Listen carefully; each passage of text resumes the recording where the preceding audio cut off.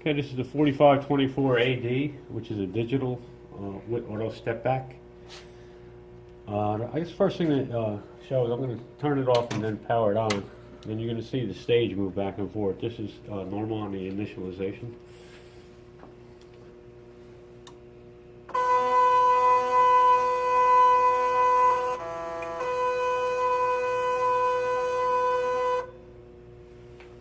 Okay.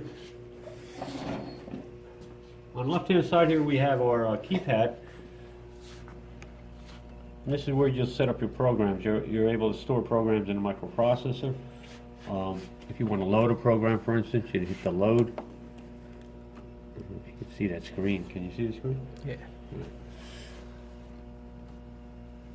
And then, so you want to change it to number 2, we can load program 2 and then hit enter. And then program 2 will come into play here. So what we're going to do though is we're going to go back to 1 to start. And then here you can see your parameters. You got your search.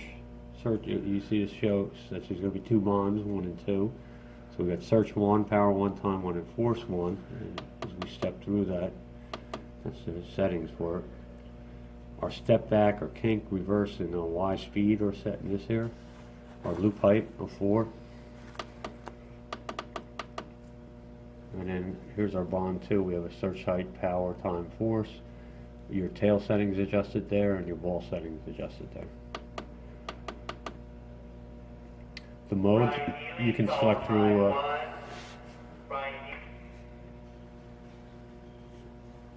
Alright, so we have different modes here, and you can select through a ball bumping mode, which I'll demonstrate later.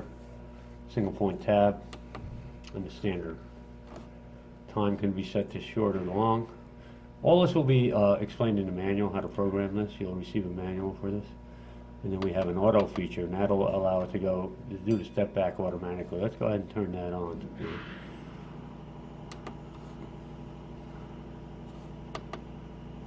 Okay, I'll go ahead and do a bond here using these parameters. What we have is a chessman here. You move your work stage around with that. Your manipulator moves the platform. Your heater work holders on top of the platform. Just to point out, we're set at 150 C for our temperature for our work holder. I have a gold coupon sitting here on top here. It may look familiar from the last demo we did. And in order to do a bond, there's 2 modes. This is the semi-automatic mode. If you want to do a manual mode, you'd have to press the manual. I'll demonstrate that next. So let's go ahead and do that. You're using the left button on the chessman. What you do is you press and hold, and it'll bring you to the first search position. You could readjust your positioning at that point, and then when you release the chessman button on the left side, it'll go ahead and do the first bond. Step back to the second, and because I have it in auto mode, it automatically did the second bond. So let's do a couple of those bonds. So we're at search 1, release. It automatically steps back, and we'll do bond 2. And then you can continue on bonding.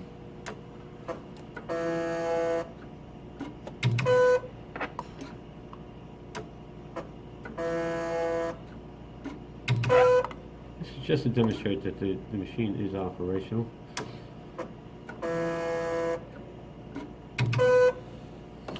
So I'm going to go back into the program here, and we're going to I'll shut that auto off, and then I'll show you how it works without the auto. It'll still step back, but it won't automatically do the second bond. So we'll shut that off. I'll go ahead and do we're at search 1, release, bond 1. Now it's up at loop height, and it did a step back. So here you stop and release at search 2. Well, stop and hold at search 2. Release the button, it'll make the second bond.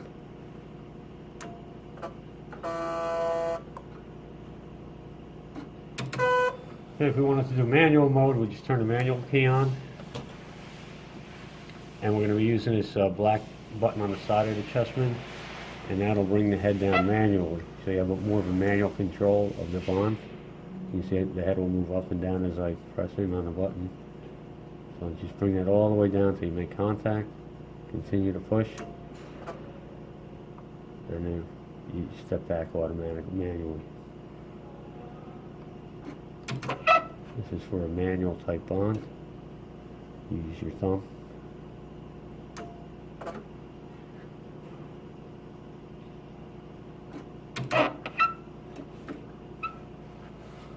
Okay.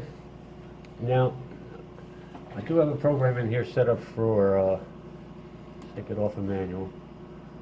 I think it was program number 6. I have some ball bumping that can be done.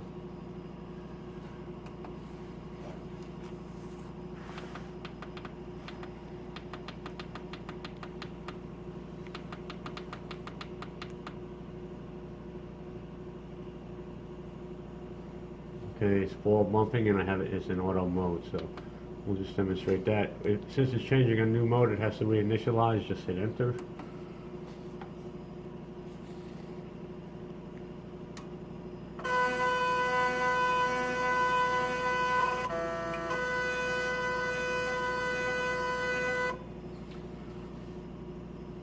Okay, here you can see that this program has 6 independent ball bumps with step backs programmed into it.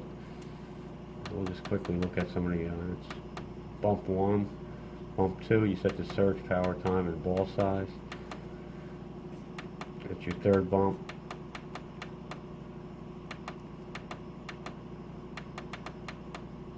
So this will automatically step to each bond position that's programmed. So all you need to do is align to your first. So I'll press and hold, release. As you can see, it's automatically stepping back and just doing a ball bump. Go ahead and do that again.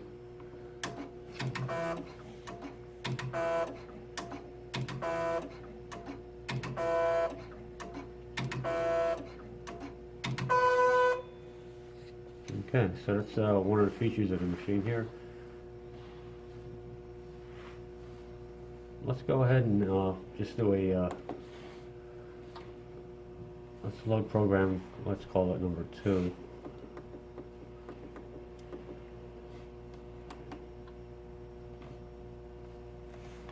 This is a, looks like a single ball bump. So it's going to do ball bumping, the auto is off. It's just a single ball bump, just to demonstrate how to do that. Again, you just press and hold, align your work holder to where you need to make the ball bump, release, and it's done the one ball bump. So here you're just leaving the ball, and it creates a tail and fires and creates another ball. Again, you can do that in manual mode, turn the manual key on, just bring it down.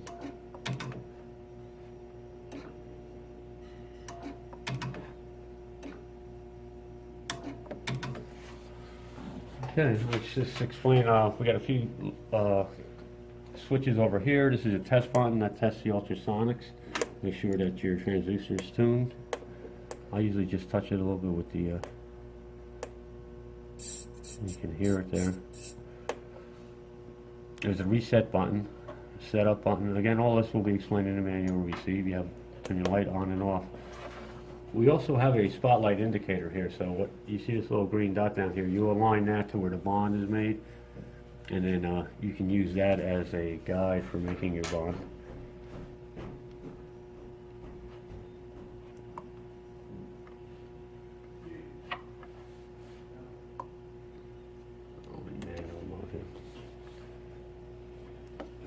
So what you do is you create a bond.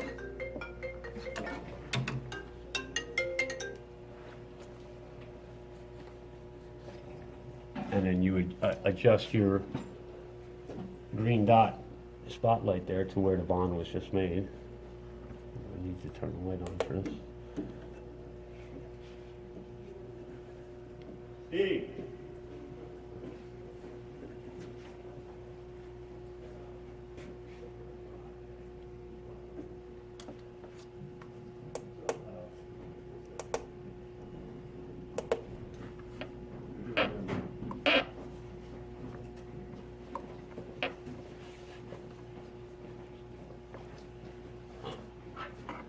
we have an error here. It's called an open. So what happened is the ball was not formed.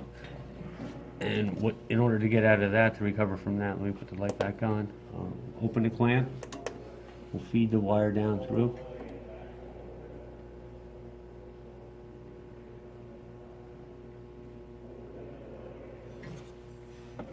Sometimes you need to hit the test button to feed the wire in.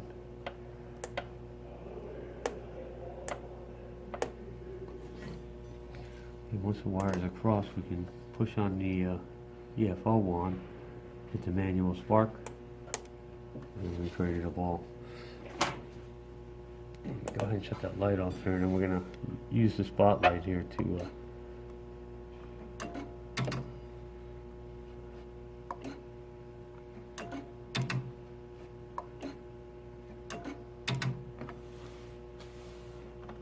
okay. Again, we have our clamps open and close. You can turn your NEFO off, which means there will be no spark being formed.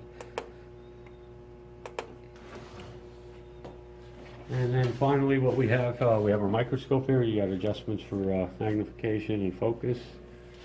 Up top here is where we keep our 2-inch spool of gold wire. That's 1 mil wire right here. That wire is fed off the tube. I mean off the 2-inch spool down through the feed tube here. And through this feed tube down here, we'll go underneath this glass slide. This is called a tensioner. That puts a little tension on the wire for forming loops. Down through the eyelet here. You follow it all the way down. It's going to go between this glass slides here, which is called the drag clamp. That would need to be open. That puts a little drag on it to seat the ball into the capillary. And then once it comes down through that, it'll go through your wire clamps, which are right down here, and then through your capillary.